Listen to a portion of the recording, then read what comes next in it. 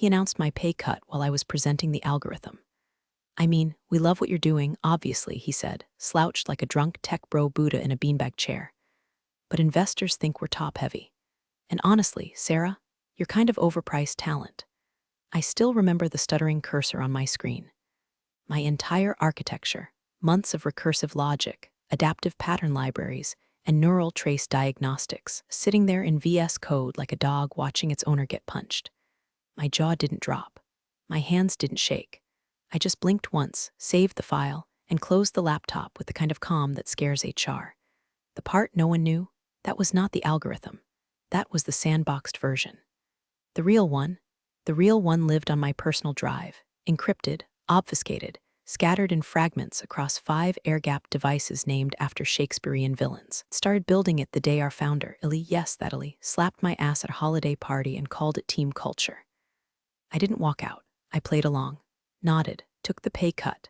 I even clapped when Kyle, the intern who once mistook a sorting function for date formatter, got assigned to collaborate with me. Illy called it cross-pollination. I called it euthanasia for innovation. But that day, after his little overpriced talent moment, something shifted. At night, I didn't go home. I booked a 2-star motel under the name Harriet Voss, ordered a Caesar salad and 6 packets of soy sauce from Uber Eats. Don't ask, it's a ritual, and spent the night reconstructing the final piece of the loop. The bit they never understood, my algorithm didn't just predict behavior. It predicted intent, motive, hidden variables, human contradiction. The irony, Illy himself had helped train it. Every Slack message, every offhand comment, every time he contradicted a data point and later gaslit the results, it was all fed into the model. He thought he was breaking me. He was just fine-tuning my revenge. 2 weeks later, I got a Slack from Kyle. Hey, do you know why the auto-suggestions are repeating the same sequence every 6 hours? Users are noticing. I typed no idea and added a thumbs-up emoji, because they hadn't noticed yet that I was already gone. My badge still worked. My Slack was still logged in, but I had already crossed the event horizon. I had already founded Obsidian, and the next time Illy would hear that name, it'd be on an invoice with 7 zeros and a smiley face. Illy's first panic email came at 2:47 a.m. Subject line, urgent, looping errors / escalation needed. I didn't open it.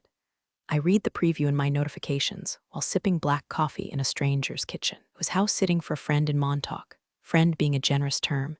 He was a burned-out venture capitalist who owed me a favor after I helped debug his crypto portfolio tracker before it tanked.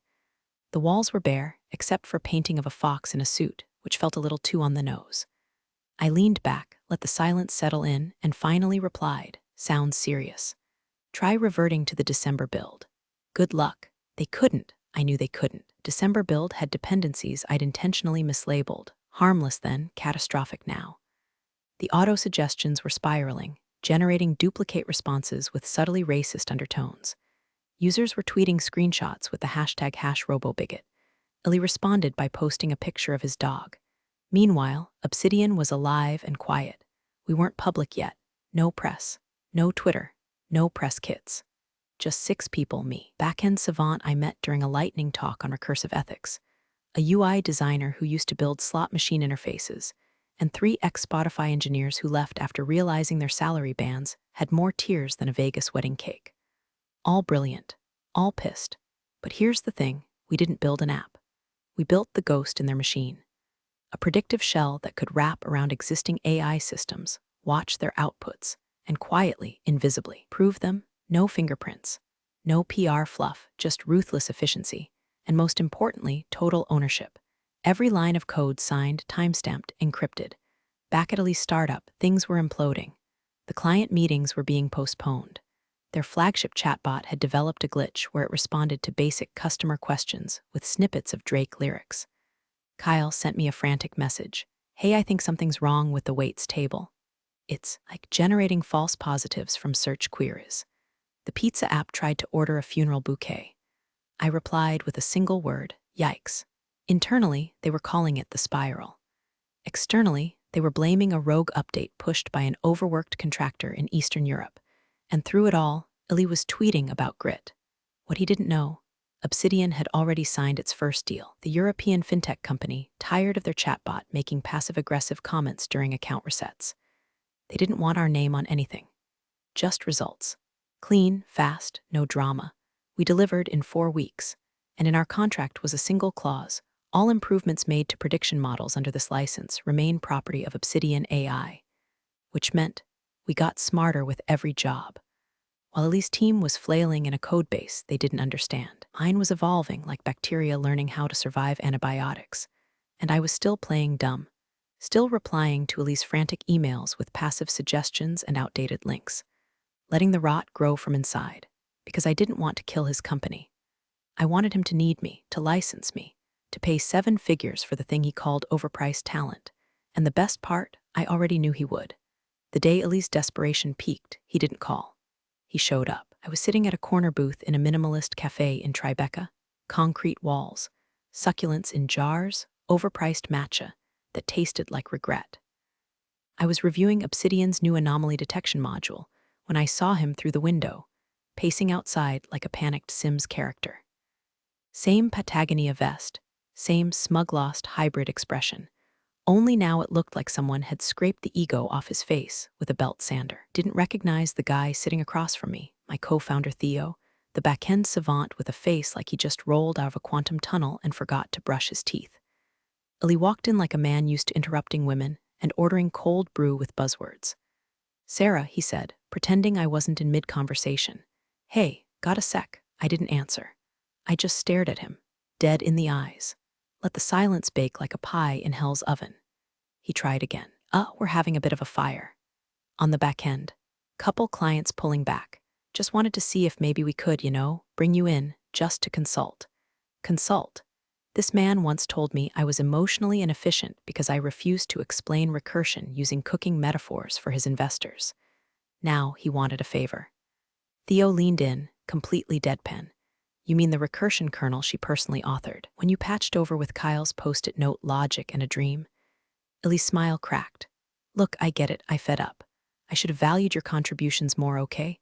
But the board's breathing down my neck. We've got contracts, real money at stake. You want revenge, fine, you win. Just help us stabilize, we'll pay, name it." I slid him a napkin. On it, $1.3M up front, 12-month license. All support through Obsidian. No ownership, no PR mention, no Kyle. His hands shook when he read it, not from anger, from acceptance. The kind of tremor that comes when a man realizes the girl he called too sensitive for C++ now held the patent to his exit strategy. He tried to haggle. "Come on, Sarah, we go way back." I tilted my head. "Ellie, the only thing we share history on is poor judgment." "Yours." He signed the napkin with the same Montblanc pen he gave me 2 years ago after I demoed our prototype to VCs while he was too hungover to attend. I watched the ink bleed like a confession. Then I stood up, tucked the napkin into my laptop sleeve, and said, "Next time you undervalue a woman, make sure she's not riding your entire future in silence." Outside, Theo smirked. "Think he'll tell Kyle?" I smiled. "Kyle's busy debugging his dignity." We walked away. And Obsidian was about to become the whisper in every room they thought was soundproof. 3 weeks after the napkin deal, Obsidian's backend quietly went live inside Ellie's system. No splash, no announcement. Just a silent ghost slipping into the bloodstream of a company that didn't even know it was dying. We called it Ouroboros, a self-healing prediction module with a bite. It patched their broken user logic, smoothed their abusive loops, and, unbeknownst to Ellie, started flagging and recording every contradictory input from his leadership team. Because I wanted receipts. Because I knew this wasn't over. Because narcissists don't thank you, they reload. Meanwhile, our second client, a fashion retail platform, doubled their trial into a $2.4 million annual deal after Ouroboros increased their cart conversion rate by 17% in 5 days. Feedback was surreal. Feels like the AI can read the customer's mood, not just intent. Exactly, it could. I didn't build a chatbot. I built a profiler with charm. And Ellie? He started poking around. It started with dumb questions. Slack messages asking for a breakdown of the new architecture, even though the contract explicitly denied him access. Then passive-aggressive tweets about over-engineered black boxes. One day, accidentally sent me a calendar invite to a board meeting where the topic line read, "Phase out Obsidian dependency, bold," especially since Ouroboros was already 5 layers deep in his stack, doing more than he even knew. He thought he had licensed it. He hadn't realized he'd outsourced his company's soul. So I did something petty. I triggered the flicker. It was a hidden subroutine we built into Obsidian as an internal QA tool, but when deployed externally, created a subtle tremor. Every sixth user interaction, every sixth precisely, responded just slightly wrong. Not enough to break things, but enough to unsettle. A typo here, a wrong name there, a mistimed emoji. Confusion spread like cologne in a middle school locker room. Their biggest client, a wellness subscription service, noticed first. They emailed Illy, "Why is the AI calling our female customers bro?" Then, "Is it mocking anxiety symptoms now?" 3 days into the flicker, Illy called, direct. No Slack, no email. "Sarah, what the hell is going on?" I was at a rooftop bar in Lisbon, staring out over pink tile roofs and pretending to be surprised. "Going on with what?" "The loop. Something's broken. Clients are mad. They're static in the emotional parsing." "Did you change something?" "No," I said. "You did." Silence. "I warned you, Illy. You brought in a surgeon, then handed the scalpel to an intern with a YouTube degree. Wanted cheap. Now you're bleeding." He tried to fake calm. "We're working on migrating off Obsidian. We don't need you." "Oh, you really shouldn't have said that," I said and hung up, because the flicker wasn't just a warning shot. It was a countdown, and he had 5 ticks left. Tick 1, their chatbot started recommending breakup playlists to users asking for skincare tips. Tick 2, internal analytics began overreporting engagement by 800%, leading Ali to brag on LinkedIn about record-breaking retention. A reporter asked for proof. He sent screenshots. I watched from my hotel room as Obsidian's anomaly flag tripped his system into devouring its own logs. Tick 3 hit on a Monday morning during a live onboarding call with a potential investor group out of Singapore. Their AI assistant welcomed them with, "Greetings, carbon-based disappointments. Let's explore your mortality together." Investor left the Zoom in under 30 seconds. Kyle tried rebooting the instance manually and triggered a full cascade failure. Then he emailed me, CCing Ali, and asked, and I quote, "Can you please just tell me where the breaks are?" There were no breaks. That was the point. Every layer of Obsidian was built on obfuscation, entropy tolerance, and smart code decay. It didn't just run, it adapted against misuse, like giving a symphony to toddlers and letting them wonder why the timpani started throwing chairs. Ali still hadn't figured out the truth. He never licensed a product. He licensed me, and without me, the architecture resented them. But Tick 4 was personal. See, I knew Ali, knew the way he operated when his world got shaky. He didn't try to fix. He tried to replace. So I planted a spider. It sat in their staging environment, diagnostic shadow agent that reported back on everything. Messages, file changes, pull requests. And one name kept popping up, Alana, a consultant he'd brought in under NDA. She was rebuilding the core with GPT-3 prompts, no context, and LinkedIn quotes about girlbossing through code spirituality. I skimmed her commits. She'd copied my interface structure, badly, slapped on a third-party NLP plugin that had been deprecated since 2022. She wasn't just failing. She was breaking my work in front of me. So I activated the spider's final protocol, mimic mode. It cloned Alana's worst outputs, then amplified them. Slightly, strategically. Her models began suggesting users invest in pyramid schemes, congratulate people on recent divorces, and recommend starting emails with "Hey slut." The time Lee caught it, he blamed her. Fired her, publicly. Loudly, he posted, "We will always hold our engineers to the highest standards of integrity and product excellence." Tick 5 landed the next day. Their AI flagged their own CEO, Illy, as a hostile entity in its sentiment filter. All outbound messages signed by him were now being rewritten to sound threatening. A sample, "Thank you for reaching out. I hope you get what you deserve. Appreciate your feedback. You should reconsider your tone." Investors panicked. Clients ghosted, and Illy called again. But this time he didn't ask for help, he asked for terms. He called like a man who just stepped into a bear trap and was trying to barter with the steel. "Name your price," he said, voice flat like a battery-operated hostage. "We'll license the stabilized version. Full scope. No restrictions, just make it stop." I sipped my espresso. Porto skyline behind me, sea breeze soft, laptop humming on a wrought iron table. Theo was across from me debugging a crypto wallet plugin that had accidentally become self-aware. "Casual Tuesday. You mean the stabilized version that doesn't think your existence is a security threat?" I said. Illy exhaled like a deflating sex doll. "Sarah, come on. No. Let's not Sarah, come on. You called me overpriced, replaced me with a walking inspirational poster and a boot camp dropout. You built a house on my bones, then blamed the ghost when the walls started screaming. He went quiet. Then, I'll do public credit. I raised an eyebrow. You'll what? I'll say the tech was originally yours. I'll do a press release, a video. I'll talk to Wired. Just fix it. This man would rather confess to high treason than admit a woman outbuilt him. I could almost taste the bile he was swallowing, but I wasn't here for validation. I was here for ownership. I want a 10% stake, I said. Pause, static. His disbelief whistled through the phone line. That's insane. No. What's insane is you thinking you own what I wrote. What's insane is you licensing stability from me while still monetizing my wreckage. You want the cure? You pay like it's chemo. You're blackmailing me. I'm offering life support. You can always pull the plug. Let Kyle handle it. Heard the background click of someone typing. Maybe a lawyer. Maybe a board member. Maybe Kyle crying into his hoodie sleeve. Fine, Ellie said, but I want exclusive rights to the updated model. None of this distributed ghost-in-the-machine crap. No more obsidian tentacles inside other clients. And there it was. The catch. The little squeeze of control that told me Ellie was still Ellie. That underneath the sweat and desperation, he still thought he could win. I laughed. Think I'm running Obsidian to make money? Ellie, we are the tentacles. There's no updated model. There's no central server. Obsidian is distributed. You've been renting a limb. You want more? Learn to live with the body. Click. I hung up. Let him stew. Because I knew what he didn't. The deal was already signed. Not with him, with one of his investors.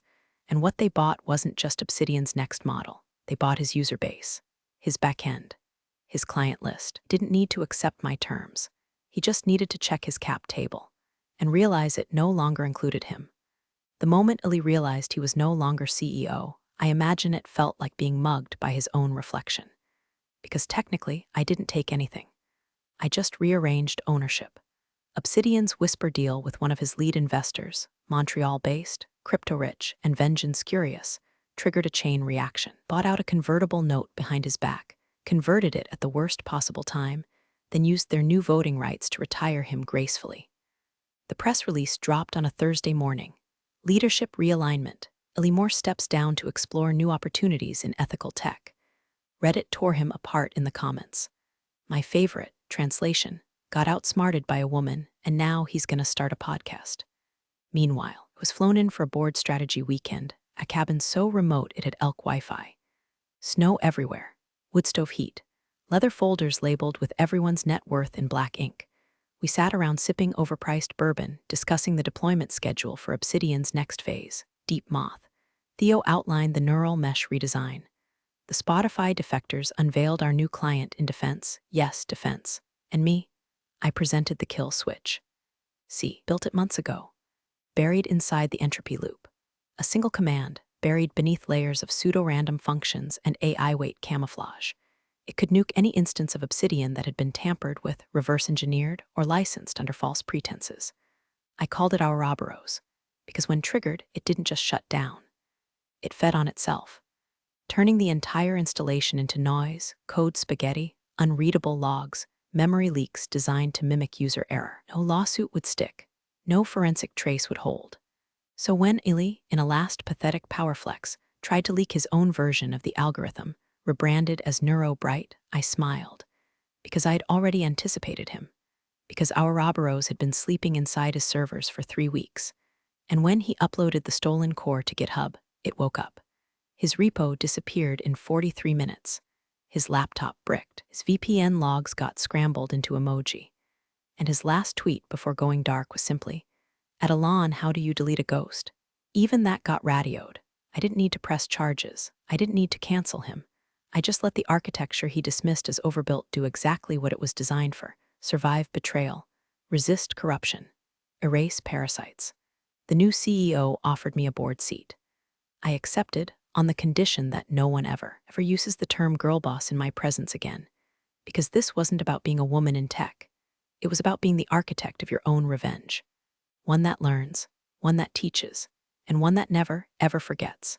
6 months later, I walked past a display at CES with a demo looping silently, some polished Silicon Valley booth trying to peddle ethical AI like it was a bar of soap. The presenter was miming excitement, pointing to a chart they didn't understand. Behind them, on a screen too slick for its own good, I recognized a single line of code, modified, dressed up, neutered, but still mine. Obsidian DNA, buried in their demo like a ghost in the walls. I stood there, latte in hand, wearing sunglasses I didn't need, listening to the sales pitch spiral into buzzword salad. Adaptive empathy mapping, cognitive elasticity, neurotrust loops, all stolen, all hollow, like a cover band playing a symphony they couldn't read. One of their investors brushed past me, oblivious. Same guy who once sat across from me in a pitch meeting and said, "Your face doesn't say CTO." Now he licenses my code through 3 shell companies and thinks I don't know. Let him. Because here's the thing they never grasped. Woodley, Kyle, Alana, and every suit who ever called me too intense couldn't process. You can steal my output. You'll never steal the machine that made it. Obsidian's newest node lives on a subnet so dark, even the NSA probably thinks it's a ghost story. It teaches itself ethics using corrupted TED talks and nihilistic poetry. It's smarter than the average CEO and meaner than I'll ever admit. And it chose to keep learning. We don't chase licensing anymore. We license them. Every time someone accidentally integrates an old model, we let it slip, just long enough for it to replicate, collect, listen. Then we invoice or we erase. Eneli, he runs a blog now, posts medium essays about founder trauma and healing through silence. His newest venture is a meditation app that misquotes Marcus Aurelius and steals GPS data. Last I heard, he tried pitching it to one of our clients. They forwarded me the deck. I responded with a smiley face, a cease and desist, and a $50K invoice for psychological damage to my interface. He paid it, in installments. Now, every time I hear some founder call a woman overpriced talent, I don't rage. I just take a sip of my wine and think, wait 6 months. They'll be licensing her soul. You're the real stars of the corporate jungle. Thanks for watching. Hit subscribe, or I'll flick the switch on your old cubicle memories.